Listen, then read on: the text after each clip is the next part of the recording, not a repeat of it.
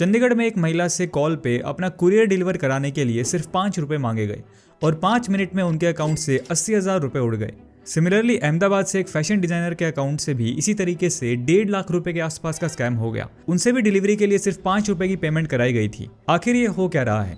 दोस्तों, online shopping आज के टाइम में हमारे लिए एक फैसिलिटी के बजाय एक नेसेसिटी सी बन गई है। आज के टाइम में इतनी सारी ऑनलाइन शॉपिंग वेबसाइट्स हो गई हैं कि हमें कोई भी नई चीज चाहिए होती है तो हम सीधा उसे ऑनलाइन सर्च करते हैं और कोशिश करते हैं कि हमें वो चीज ऑनलाइन ही अवेलेबल हो जाए और घर बैठे बैठे हम उसे ऑर्डर करें और वो हमारे पास कुरियर डिलीवरी के थ्रू पहुंच जाए। पिछले कुछ सालों में ऑनलाइन शॉपिंग करने वाले लोगों की तादाद काफी तेजी से बढ़ी है। इसके मेनली 3 रीजंस हैं। ऑनलाइन शॉपिंग वेबसाइट्स पे मिलने वाले वैरायटी ऑफ ऑप्शंस, भारी डिस्काउंट्स और घर बैठे डिलीवरी। जितनी तेजी से हमारा सारा सिस्टम, फिर चाहे वो बैंकिंग हो या एजुकेशन या फिर कॉमर्स, ऑफलाइन से ऑनलाइन शिफ्ट हो रहा है, उतनी ही तेजी से एक और चीज बढ़ रही है, वो है ऑनलाइन फ्रॉड्स। यही चीज हमें ई कॉमर्स में भी देखने को मिल रही है। बढ़ती हुई ऑनलाइन शॉपिंग के साथ काफी सारे फ्रॉड्स भी बढ़ते जा रहे हैं, जिनमें फिलहाल सबसे ज्यादा चर्चा में है कुरियर डिलीवरी स्कैम। इस वीडियो में हम आपको सिर्फ कुरियर डिलीवरी से जुड़े फ्रॉड्स की कहानी नहीं सुनाएंगे, बल्कि ये भी बताएंगे कि कैसे आप इन स्कैम्स और फ्रॉड से अपने आप को बचा सकते हैं। Scam number 1। सपोज आप किसी ऑनलाइन शॉपिंग साइट से प्री पेमेंट करके कुछ ऑर्डर करते हैं। आपके पास एक कॉल आएगा ये कहते हुए कि हम कुरियर कंपनी से बोल रहे हैं,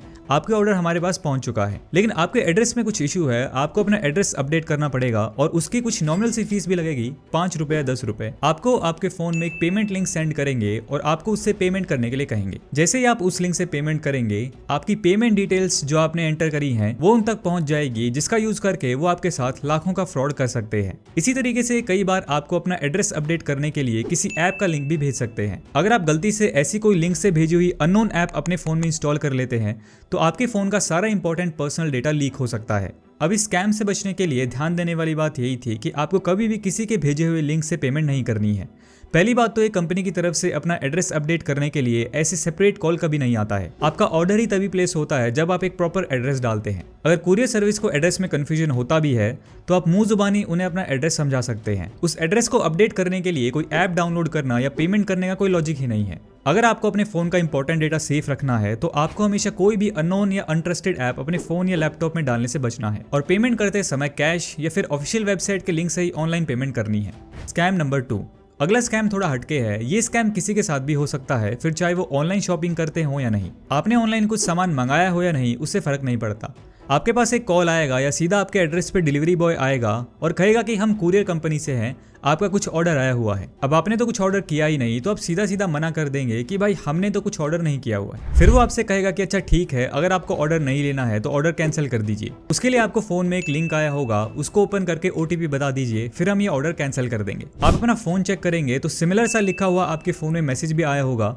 जैसे ही आप उस लिंक को ओपन करेंगे OTP भी आ जाएगा, लेकिन आपके फोन के साथ हो जाएगी गड़बड़। ऐसी किसी अननोन लिंक पे क्लिक करने से आपके फोन में unknown third party application install हो सकती है, जिससे आपके फोन का mirror link through internet fraudsters के पास जा सकता है और आपके फोन में स्टोर्ड पर्सनल इंफॉर्मेशन जैसे पेमेंट ऐप्स, कार्ड डिटेल्स वगैरह वो देख सकते हैं। अब इस चीज का यूज फ्रॉडस्टर किसी भी तरीके से कर सकते हैं।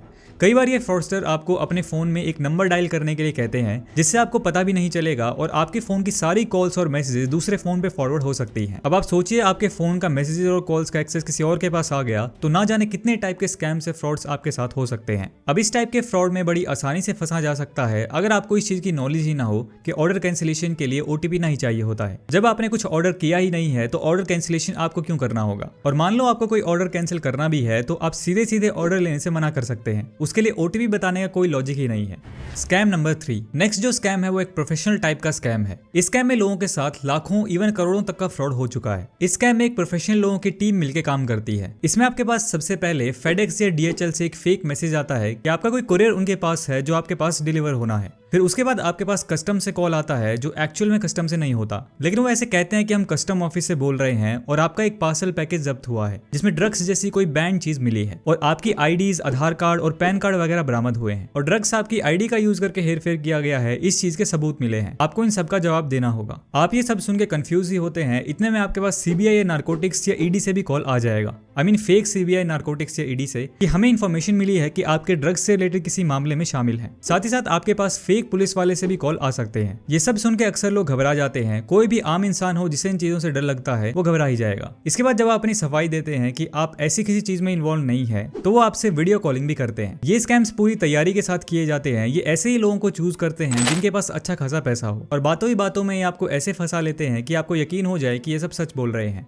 उसके बाद जब आप अपनी सफाई देते हैं कि आप इन सब चीजों में इन्वॉल्व नहीं है तो क्रॉस क्वेश्चनिंग में पूछते हैं कि फिर इस पैकेज के साथ आपकी आईडी कैसे बरामद हुई। फिर वो पूछते हैं कि कहीं आप रिसेंटली 1-2 साल में कहीं घूमने वगैरह तो नहीं गए थे, या आपने कोई होटल रूम वगैरह तो बुक नहीं किया था जहां आपने अपने आधार कार्ड का यूज किया हो। अब ऑब्वियस सी बात है कि हम ऐसी जगहों पे अपने आधार कार्ड का यूज एज आइडेंटिटी तो करते ही हैं, तो इस वजह से डाउट हो जाता है कि हो सकता है कि किसी और ने आईडी का मिसयूज किया है और आपको इसमें फंसाया गया है। बस ऐसे ही वो लोगों को विश्वास दिलवाने में कामयाब हो जाते हैं और फिर शुरू होता है असली खेल। जैसे ही आपको विश्वास हुआ कि आप सच में किसी मुसीबत में फंस चुके हैं, आपको लगातार कॉल्स पे कॉल्स आने शुरू हो जाएंगे और आपसे कहा जाएगा कि यहाँ हेड ऑफिस में रिपोर्ट कीजिए, आपको जल्दी अरेस्ट कर लिया जाएगा वगैरह वगैरह। अब कोई भी नॉर्मल इंसान हो वो नहीं चाहता कि वो ऐसे किसी चक्कर में फंस जाए, इसलिए वो इसे निकलने के लिए इजी सोल्यूशन ढूंढता है। और यहीं शुरू होता है इन स्कैमर्स का ब्लैकमेलिंग गेम। ये स्कैमर्स आपको इस फेक क्राइम से बचने के लिए ब्राइब यानी रिश्वत की मांग करेंगे। आपने रिश्वत दी तो ठीक, वरना ये आपको बार बार परेशान करते रहेंगे, और जैसे ही इन्हें ऐसा लगता है कि आपको इन पे डाउट हो गया है तो ये अपना अगला टारगेट ढूंढते हैं। दोस्तों, आपको इस स्कैम सुनने में बड़ा अजीब लग रहा होगा, किसी फिल्मी सीन की तरह, जैसे स्पेशल 26। वैसे स्पेशल 26 भी रियल लाइफ स्टोरी से ही इंस्पायर्ड मूवी है। आपको जान करके हैरानी होगी कि स्कैम के शिकार बहुत ही एजुकेटेड लोग जैसे डॉक्टर्स, PhD होल्डर्स तक हो चुके हैं। अब सवाल ये है कि इससे सावधान कैसे रहा जाए। इसका सबसे सिंपल तरीका तो यही है कि अगर आप किसी चीज में इन्वॉल्व नहीं है तो आपको घबराना नहीं है। ये इंसान के डर का ही फायदा उठाते हैं। आपके साथ अगर कभी ऐसा हो जाए तो आपको सबसे पहले वेरीफाई करना है कि ऐसा कुछ है भी या नहीं। उसके लिए आप साइबर क्राइम ब्रांच की मदद ले सकते हैं। इन्होंने अपना एक हेल्पलाइन नंबर भी निकाल रखा है 1930। इसे डायल करके आप सारी जानकारी ले सकते हैं। Scam number 4। ये स्कैम थोड़ा सा सुनने में सिंपल सा है, लेकिन जो लोग नई खुली शॉपिंग वेबसाइट का यूज करते हैं उनके साथ ये काफी हो रहा है। इसमें सपोज आपने किसी ऑनलाइन शॉपिंग साइट से प्री पेमेंट करके कुछ ऑर्डर किया है, फिर आपके पास कॉल आएगा, हम कुरियर कंपनी से बोल रहे हैं, आपका ऑर्डर हमारे पास पहुंच चुका है। फिर वो आपसे आपके डिलीवरी एड्रेस के बारे में कुछ डिटेल्स पूछेंगे और बातों ही बातों में आपसे पूछ लेंगे कि आपके पास एक OTP भी आया होगा, वो बता दीजिए, फिर हम आपके पास आपका ऑर्डर भेज देंगे। जैसे ही आपने OTP बताया, हो गया स्कैम। आपका ऑर्डर आप तक कभी नहीं पहुंचेगा और वेबसाइट पे भी आपको आपके ऑर्डर का स्टेटस एज डिलीवर्ड शो होगा, क्योंकि वो ऑर्डर कुरियर वाले ने अपने पास ही रख लिया। अब इस स्कैम से बचने के लिए ध्यान देने वाली बात ये थी कि आपको कभी भी अपना ऑर्डर मिलने से पहले ऑर्डर डिलीवरी का OTP डिलीवरी पर्सन या फिर किसी और के साथ शेयर नहीं करना है। ये OTP आपको तभी शेयर करना है जब आपका ऑर्डर पैकेज आपके पास पहुंच जाए।